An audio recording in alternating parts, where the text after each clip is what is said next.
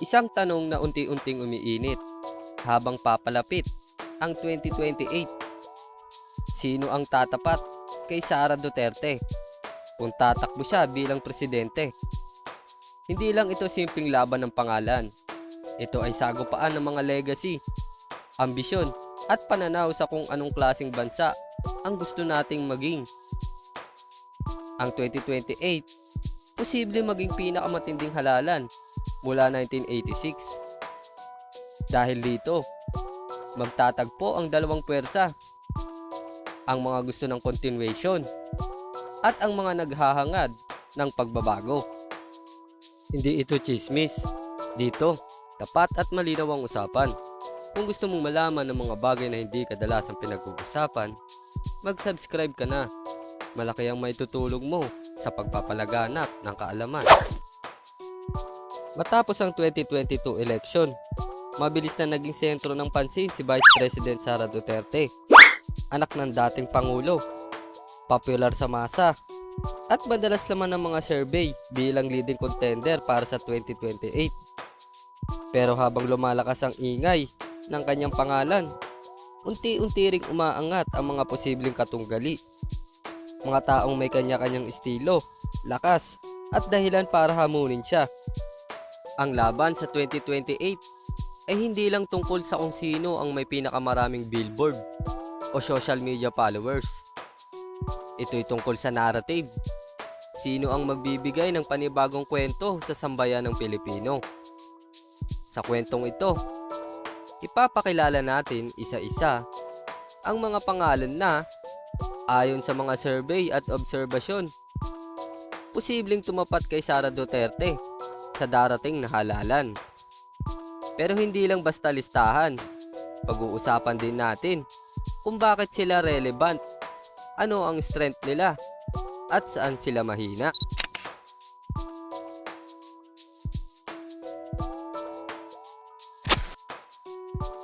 Ang taong galit sa abuso.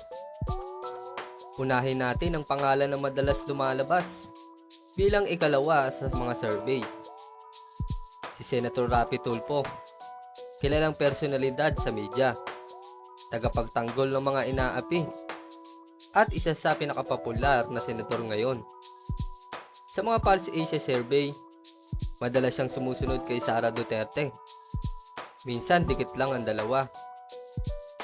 Pero bakit malakas si Tulfo? Simple lang, may tiwala sa kanya ang masa. Sa mga panahong marami ang dismayado sa politika, lumilitaw siyang outsider. Isang taong hindi produkto ng traditional politics. Para sa ilan, siya ang boses ng karaniwang Pilipino. Pero may kulang. Political machinery. Kung tutuusin, kulang pa siya sa matatag na network sa mga probinsya. At mahina sa ilang rehiyon, tulad ng Mindanao, kung saan dominado ng Duterte influence. Kaya kung sakaling magharap sila ni Sara, magiging laban ito ng emosyon, laban sa organisasyon, tiwala ng masa versus lakas ng makina.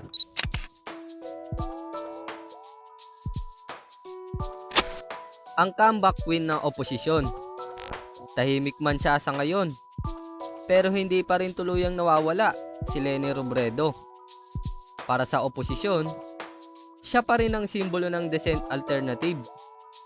May solid base, may track record, at may international credibility. Ang hamon lang, paano babawi mula sa pagkatalo noong 2022? Kailangan niyang maglabas ng bagong mensahe na hindi lang anti-Duterte o anti-Marcos. Kung gusto niyang makabalik, kailangan niyang patunayan na kaya niyang yakapin hindi lang ang pink movement, kundi pati mga neutral na botante.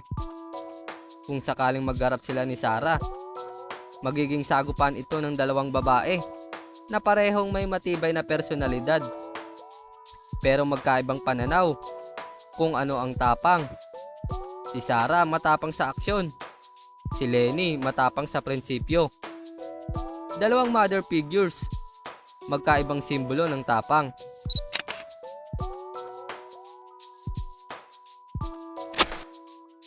Ang quiet contender, hindi man maingay, pero laging andyan sa survey si Senator Grace Poe. May appeal sa middle class, may image ng pagiging independent, at may tatak ng pagiging clean. Noong 2016, umabot siya sa top 3 sa presidential race.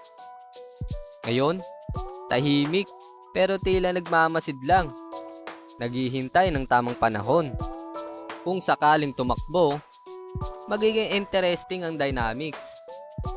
May mga botanteng pagod na sa away ng Marcos at Duterte at maaaring hanapin ang gitna.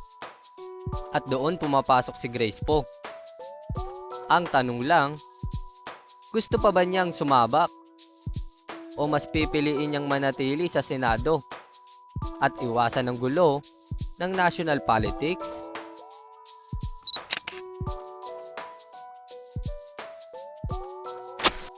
Ang political wildcard, si Senator Amy Marcos, ay isa sa mga pinaka-nakakaintrigang pangalan sa listahan. Kapatid ng kasalukuyang Pangulo, matagal na sa politika at may matibay na base sa Ilocos. Pero sa pagitan nila ni Sara, may pareho ang ambisyon na maaaring magbanggaan. May mga analyst na nagsasabing posibleng lumalim ang tensyon sa pagitan ng Marcos at Duterte habang papalapit ang 2028. Parehong may dynasty, parehong may machinery, parehong malakas sa Mindanao at Northern Luzon. Kung sakaling magharap, ito yung magiging laban ng dalawang pamilya na dating magkaalyado. Ang isang dating unit team ay posibleng maging divided front. Ang lakas ni Amy ay ang political intelligence. Marunong siya sa timing at pakiramdam ng tao. Pero mahina siya sa perception ng younger generation. Marami pa ring naiisip na negatibo tungkol sa Marcos legacy. Kung makakahanap siya ng paraan para makipag-connect sa Gen Z, posibleng magbago ang kwento.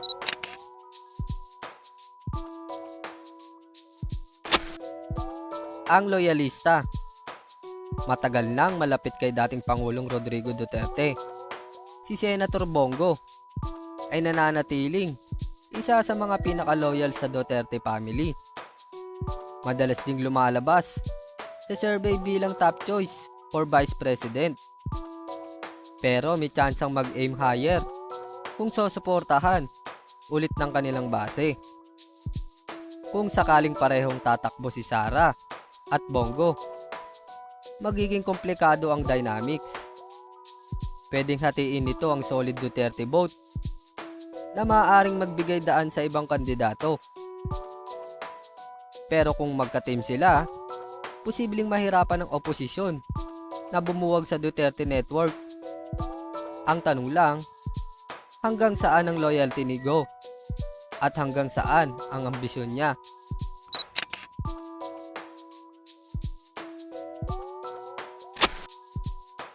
Ang mabangis na oposisyon, si Senator Risa Hontiveros ay kabilang sa ilang consistent voices ng oposisyon. Kilala sa advokasya sa karapatang pantao, kababaihan at transparency. Hindi man mataas sa survey ngayon, pero may moral weight na bihira sa politika. Kung magdesisyon siyang tumakbo, maaaring maging simbolo siya ng bagong uri ng politika. Idealistic, malinaw, at may direksyon. Pero alam din niyang mahirap ang laban. Walang malaking machinery at limitado ang resources kumpara sa mga political dynasties. Kaya kung papasok siya, kailangan niyang ma-mobilize ang urban at youth voters na naghahanap ng fresh face ng politika.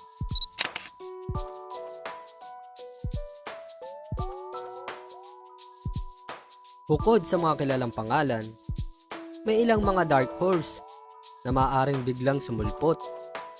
Mga negosyanteng may ambisyong pumasok sa politika, mga local leaders na mabilis tumaas ang popularity, o dating opisyal ng gobyerno na may ibabalik na pangalan.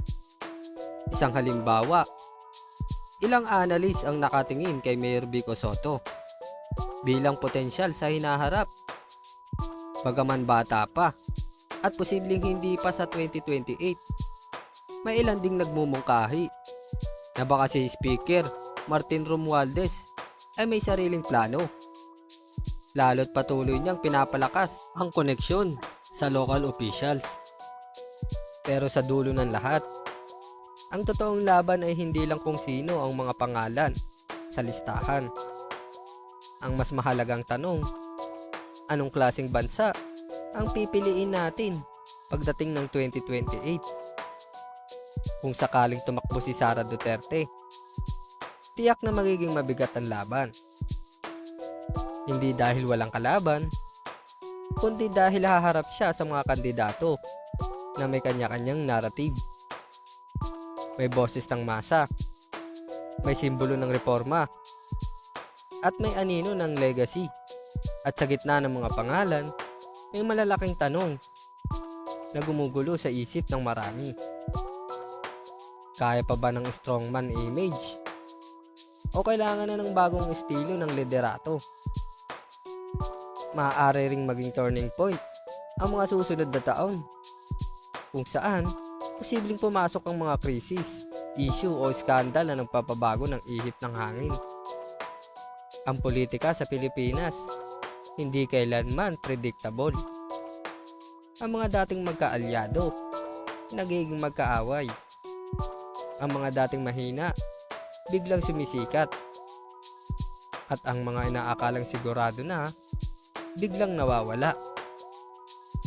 Ang 2028 kung tutuusin, ay hindi lang laban ng mga politiko. Ito'y pagsubok sa kakayahan ng mga Pilipino na magdesisyon ng may pag-asa, hindi takot. At sa pagitan ng lahat ng pangalan, may isang diwa na dapat tandaan. Hindi lang sila ang may kapangyarihan, kundi tayo. Kung nagustuhan mo ang video na ito, huwag kalimutan i-like, mag-comment ang opinion mo, at mag-subscribe para lagi kang updated.